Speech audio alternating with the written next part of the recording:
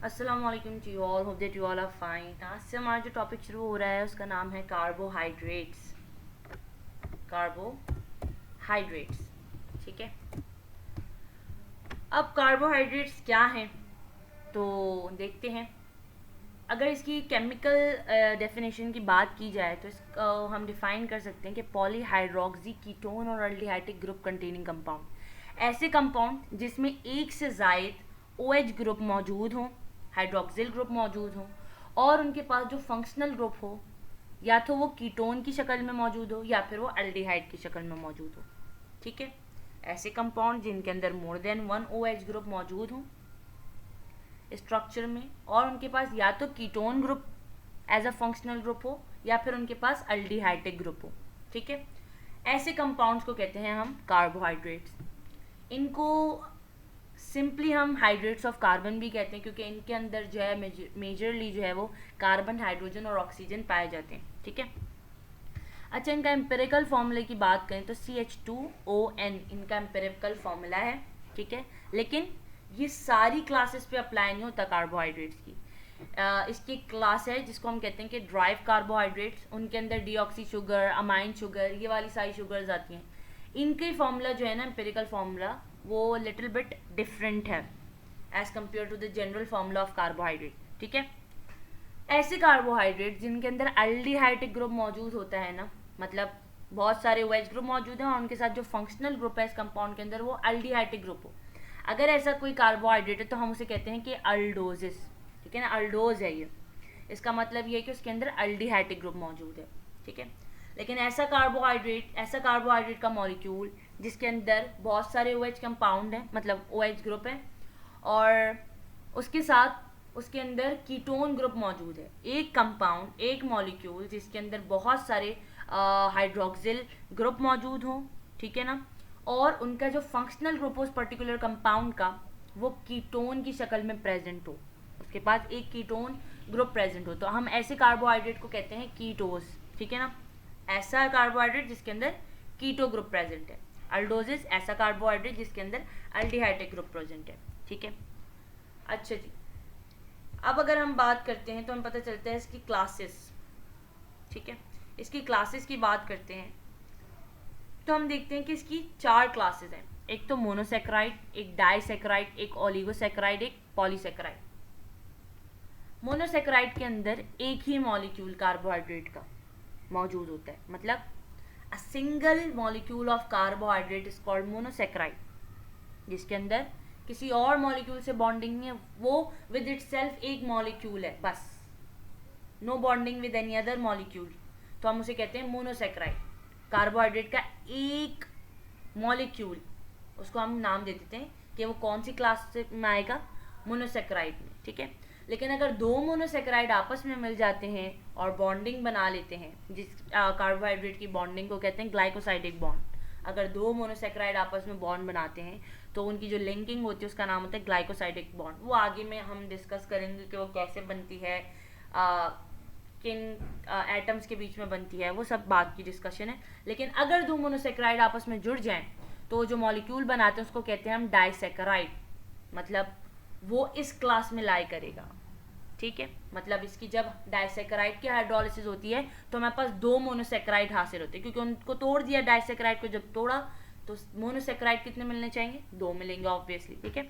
इसी तरीके से अगर हम ओलिगोसेक्राइड पे आ जाते हैं तो ओलिगोसेक्राइड का मतलब ये कि 3 मोनोसेक्राइड होंगे या 10 तक के अगर मोनोसेक्राइड हो तो कहलाते हैं ओलिगोसेक्राइड।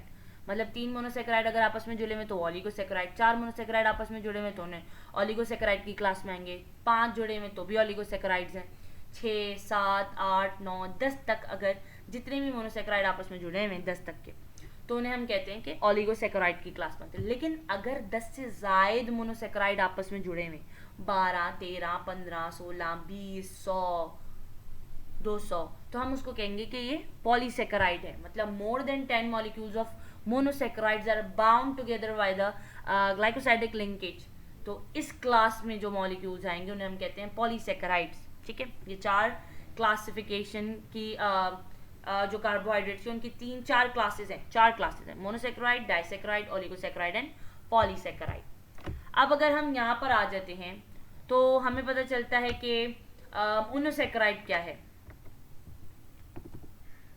मोनोसेक्राइड क्या है? तो हम कहते हैं कि ऐसी क्लास जिसके अंदर कार्बोहाइड्रेट का सिंपलेस्ट मॉलिक्यूल बस प्रेजेंट है, एक ही मौजूद है बस, तो हम उसको कह देते हैं कि ये मोनोसेक्राइड है। जैसे हमने कहा कि it is a class of carbohydrate having only one monomeric unit in it, मतलब इससे ही फर्दर कार्बोहाइड्रेट्स बनते हैं, डाइसेक्राइड्स बनता है, मोनो ऑलिगोसेक्राइड बनता है, पॉलीसेक्राइड बनता है। तो ये क्या है, जो मोनोमर्स होते हैं ना, ऑब्वियसली हमें पता है कि पॉलीमर्स जो होते हैं वो लंबी चेन, लंबी कतार को कहते हैं, जिनके अंदर पॉलीमर बनते कैसे, एक यूनिट को हम कहते हैं उसके मोनोमर, जो बहुत सारे मोनोमर्स आपस में मिल जाए तो पॉलीमर बना देते हैं, ठीक है ना। इसी तरीके से बहुत सारे मोनोसेक्राइड्स मिल जाए तो पॉलीसेक्राइड्स बना देते हैं।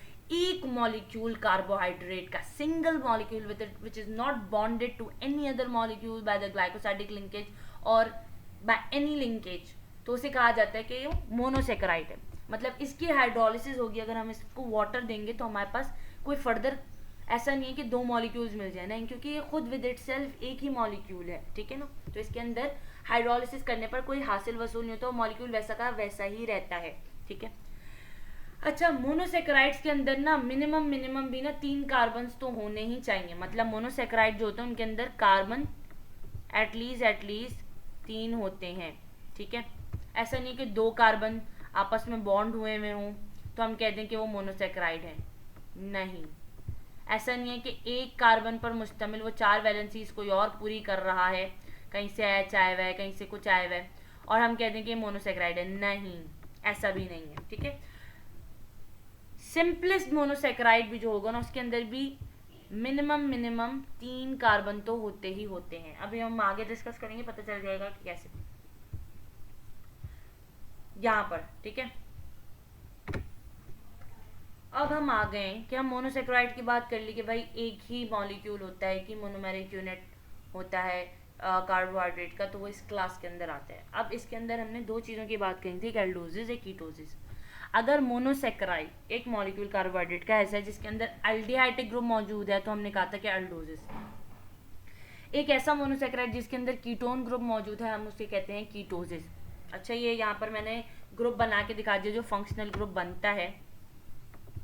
ये कुछ ऐसा बना हुआ है कि एक कार्बन अगर कार्बोनाइल कार्बन जो होता है ना, जो जिसकी 2 वैलेंसी जो है वो कार्बन पूरी कर रहा है, ठीक है ना, अगर वो उसकी एक वैलेंसी हाइड्रोजन पूरी करे और बाकी जो है वो कार्बन की चेन पूरी कर दे, कार्बन चेन पूरी कर दे, जिसे हमने यहाँ आर से डिनोट करा है, वो कार्बन चेन को डिनोट करने के लिए है, तो कार्बन।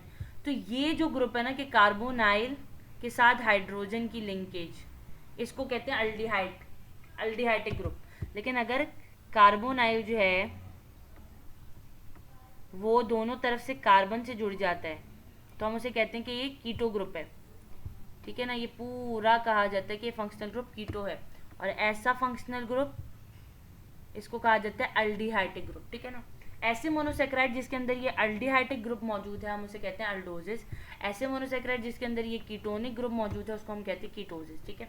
इनकी कुछ एग्जांपल्स हैं, जैसे ये ग्लिसरल्डिहाइड एक ऐसा अल्डोज है जिसके अंदर 3 कार्बन है सिर्फ, ठीक है ना, और है इसके अंदर जो ग्रुप है फंक्शनल ग्रुप वो अल्डिहाइड है, ठीक है ना। इसी तरीके से एक 4 कार्बन वाला एरेथ्रोज, ये 4 कार्बन पर मुश्तमिल मोनोसेक्राइड है और इसके अंदर अल्डिहाइडिक ग्रुप मौजूद है।